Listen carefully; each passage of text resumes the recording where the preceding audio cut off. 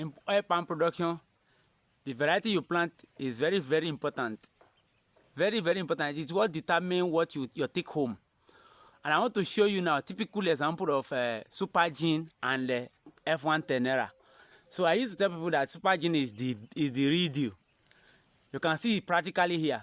See, this is supergene. See the bunch. I want to count the bunch we have here now. Then I will take you to where we have tenera with the same treatment, the same environment. So you will now see why genetic makeup is very, very important. Because if that very trait is not encoded in that genetic makeup, so you can't see it. So it's what the breed have in its genetic makeup that will determine what yield you are going to have, even with the best management practice. This is supergene now. See this bunch here. 1, 2, 3, 4, 5, 6, 7, 8, 9, 10, 11, 12, 13, 14, 15, 16, 17, 18, 19, 20, 21, 22, 23, 23. So all we have here is 23 bunch. So and some are still coming up, like this one now. It's still coming up. You can see this one is just coming up. So I did not count the one that are just coming up. So you can see now, this is 23 now. So I see the circumference of the oil palm, how big it is. So that's what will determine the kind of fruit it will have.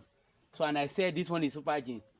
So as at last time we counted up to 30, but we harvest some and see what we still have here left. So I told you that the breed, the variety is very, very important.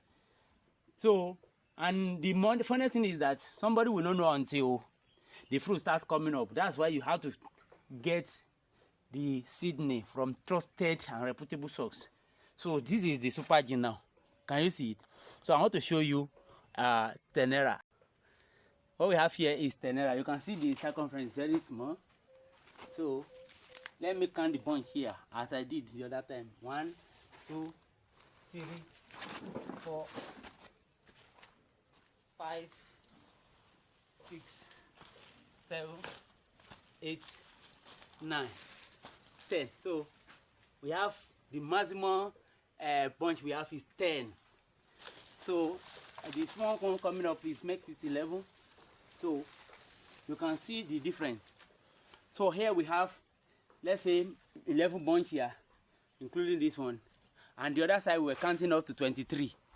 So you can see the difference, and they are not far from each other. So we just deliberately plant them this way just to see the difference. We give them the same treatment. So see the tenera here. Can you see it very well? And then see the supergene there. So you can see that the distance is not much. This is the supergene there. So the distance is not much. It's not much. So in the same environment with different results.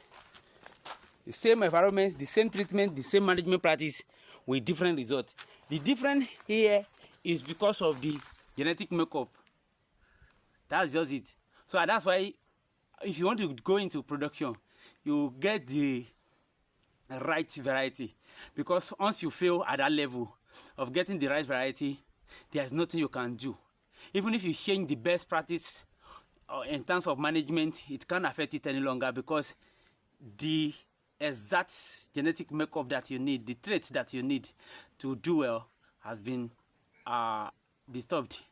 Or you can't just get the best doing that.